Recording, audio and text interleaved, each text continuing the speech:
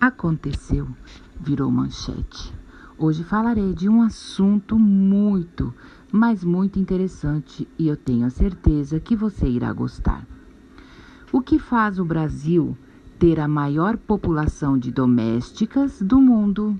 Se organizasse um encontro de todos os seus trabalhadores domésticos, o Brasil reuniria uma população maior que a da Dinamarca, composta majoritariamente por mulheres negras, de acordo com a Organização Internacional do Trabalho, a OIT.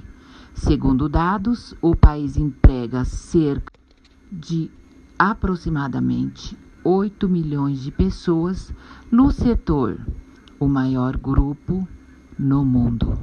São 3 empregados para cada grupo de 100 habitantes. E a liderança brasileira nesse ranking só é contestada pela informalidade e falta de dados confiáveis de outros países. Com um perfil predominante feminino, afrodescendente e de baixa escolaridade, o trabalho doméstico é alimentado pela desigualdade e pela dinâmica social, criada principalmente após a abolição da escravatura no Brasil, afirmam especialistas. Um estudo feito em parceria entre o Instituto de Pesquisa Econômica Aplicada, a IPEA, ligado ao Ministério do Planejamento e à ONU Mulheres, braço das Nações Unidas, que promove a igualdade entre os sexos, compilou dados históricos do setor de 1995 a 2015 e construiu um retrato evolutivo das nações de raça e gênero associadas ao trabalho doméstico. Os resultados demonstram a predominância das mulheres negras ao longo do tempo. Em 1995, havia 5,3 milhões de trabalhadores domésticos no Brasil. Desses, 4,7 milhões eram mulheres, sendo 2,6 milhões de negras e pardas e 2,1 milhões de brancas. A escolaridade média das brancas era de 4,2 anos de estudo, enquanto que das afrodescendentes era de 3,8 anos. 20 anos depois, em 2015, a população geral desses profissionais cresceu, chegando a 6,2 milhões, sendo 5,7 milhões de mulheres. Dessas, 3,7 milhões eram negras e pardas e 2 milhões eram brancas. O nível escolar das brancas evoluiu para 6,9 anos de estudo, enquanto que no caso das afrodescendentes chegou a 6,6 anos de estudo. Ainda hoje, o trabalho doméstico é uma das principais ocupações entre as mulheres, que são a maioria no setor em todo o mundo, cerca de 80%. No Brasil, permanece sendo a principal fonte de emprego entre as mulheres, diz Claire Robden, especialista em trabalhadores vulneráveis da OIT. Em 2017, o trabalho doméstico respondeu por 6,8% dos empregos no país e por 14,6% dos empregos formais das mulheres. No começo da década, esse tipo de serviço abarcava 1/4 das trabalhadoras assalariadas. Legado da escravidão. O professor e pesquisador americano David Evans Harris é um dos especialistas que defendem que o cenário do trabalho doméstico no Brasil atual é herança do período escravagista, e eu concordo com ele. O Brasil foi um dos últimos países do mundo a acabar com a escravidão. Se olharmos para quem são as empregadas, veremos que elas tendem a ser pessoas de cor, diz o acadêmico formado pela Universidade da Califórnia em Berkeley, nos Estados Unidos, e mestre pela USP. Analisando cidades como Rio e São Paulo, percebe-se que as domésticas muitas vezes são pessoas que migraram do norte e nordeste para o sul e sudeste. E como se sabe, o Nordeste é para onde boa parte das populações de escravos foi originalmente trazida. Há uma situação de dinâmica geográfica, histórica e social que continua até hoje. Segundo a historiadora e escritora Marília Bueno de Araújo Ariza, mesmo após a abolição em 1888, mulheres e homens negros continuaram sendo servos ou escravos informais, o que também deixou seu legado no mercado de trabalho. As domésticas de hoje são majoritariamente afrodescendentes, porque justamente eram essas pessoas que ocupavam os postos de trabalho mais aviltados na saída da escravidão e na entrada da liberdade no pós-abolição, afirmou ela à BBC Brasil. Aviltado significa a palavra desonrado, rebaixado ou humilhado. A ideia de ter um servo na família era muito comum, mesmo entre quem não era rico e vivia nas regiões semi-urbanas do século XIX, segundo Ariza. A escravidão brasileira foi diversa, mas foi, sobretudo, uma escravidão de pequena posse. No Brasil, todo mundo tinha escravos. Quando as pessoas tinham dinheiro, elas compravam escravos com muita frequência. Em São Paulo, por exemplo, muitas famílias, mesmo as relativamente pobres, muitas delas chefiadas por mulheres brancas, tinham uma ou duas escravas domésticas para realizar afazeres na casa ou na rua. Racismo estrutural. Ariza acredita que o Brasil do século XXI herdou do passado colonial, imperial e escravista uma profunda desigualdade na sociedade que não foi resolvida e um racismo estrutural. Essas duas coisas combinadas nos levam a um quadro contemporâneo que usa racionalmente o trabalho doméstico porque ele é mal remunerado e até recentemente não tinha quaisquer direitos reconhecidos. Resume. A ratificação pelo Brasil da Convenção Internacional sobre Trabalho Doméstico, Convenção 189 da OIT, ocorreu no mês de fevereiro de 2018 e foi considerada um avanço na proteção dos direitos desses trabalhadores. O compromisso vem no lastro da adoção da Emenda Constitucional 72 de abril de 2013, conhecida como a PEC das Domésticas, e da Lei Complementar 150 de 2015, iniciativas para coibir a exploração, dar mais amparo e formalização ao emprego.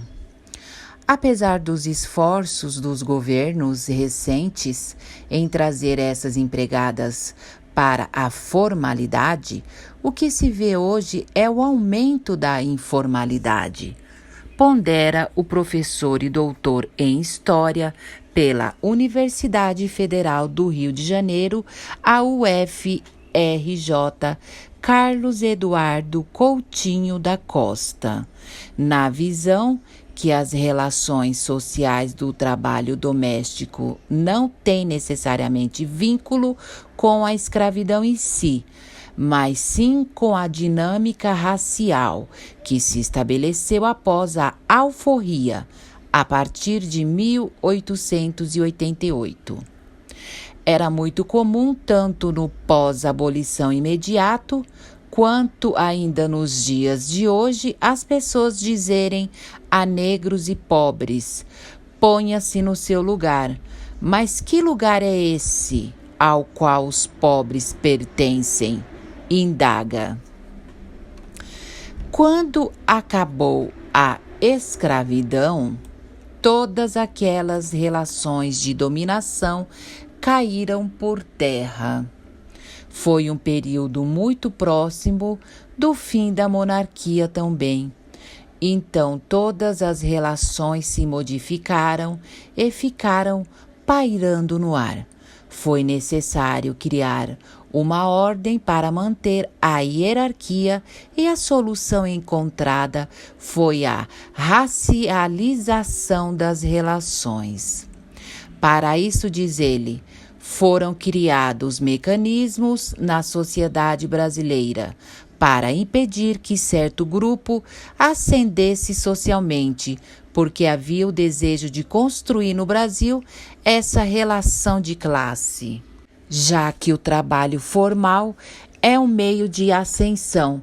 As oportunidades nesse âmbito foram administradas por um viés racial, no qual negros foram encaminhados aos postos inferiores, mais precarizados, para que não evoluíssem economicamente, diz Coutinho da Costa. Se você pegar os anúncios de vagas daquela época, vai perceber que a maior parte especificava a cor da pessoa. Eram empregos normalmente de subalternidade, de trabalho de faxineira, copeira, cozinheira, e pedia-se literalmente assim: procura-se mucama da cor preta para trabalhar em afazeres domésticos. Exemplifica. Gente, que horror! Isso foi se perpetuando na história. Se pararmos para pensar, até a década de 60 ainda se buscavam pessoas pela cor. Quando isso cai em desuso porque pega mal, abandona-se a terminologia cor e passa-se a usar a expressão boa aparência. Mas o efeito é o mesmo: impedir que um certo grupo tenha acesso ao emprego formal. Desigualdade. Em sua tese de mestrado na USP, o pesquisador americano David Evans Harris comparou a relação da sociedade com os trabalhadores domésticos no Brasil e nos Estados Unidos. Para ele, em ambos os países, os empregados são explorados, apesar das diferenças culturais. No Brasil, diz Harris, predomina o discurso da proximidade afetiva, na qual a empregada é tratada praticamente como se fosse alguém da família. Já nos Estados Unidos, elas costumam ser terceirizadas e recrutadas via empresas de serviços de limpeza. Essa profissionalização daria o distanciamento necessário para que a culpa e o constrangimento moral das famílias americanas por causa da desigualdade social fossem mitigados. O que quer dizer mitigado? Mitigado significa algo que se amenizou, abrandou. Se formos observar os diferentes países ao redor do mundo e quantos serviçais eles têm, ou quão predominante a ocupação doméstica é, veremos a grosso modo que o número de empregadas por porcentagem da população corresponde ao nível de desigualdade daquele país, afirma Evans. Há 2 fatores majoritários que são muito importantes para avaliar se um país vai ter uma grande população de serviçais. Primeiro, desigualdade e segundo, acesso à educação de qualidade pública, para que as pessoas consigam alcançar oportunidades que vão além do trabalho doméstico. De acordo com a OIT, os Estados Unidos têm 700 mil empregados domésticos, cerca de 1/10 do Brasil. Lá, porém, o setor também tem nichos de informalidade e imigrantes não documentados ficam de fora das estatísticas. Oficialmente, a segunda nação com maior número de trabalhadores domésticos no mundo é a Índia, com 4,6 milhões de pessoas. A OIT admite, entretanto, que muitos empregados não estão registrados e, considerando-se o tamanho da população, o total verdadeiro poderia chegar a dezenas de milhões, ultrapassando o Brasil. As 5 maiores concentrações de trabalhadores domésticos ocorrem em nações com marcante contraste social. No ranking da OIT, após o Brasil e a Índia, vem a Indonésia, seguida pelas Filipinas, pelo México e pela África do Sul.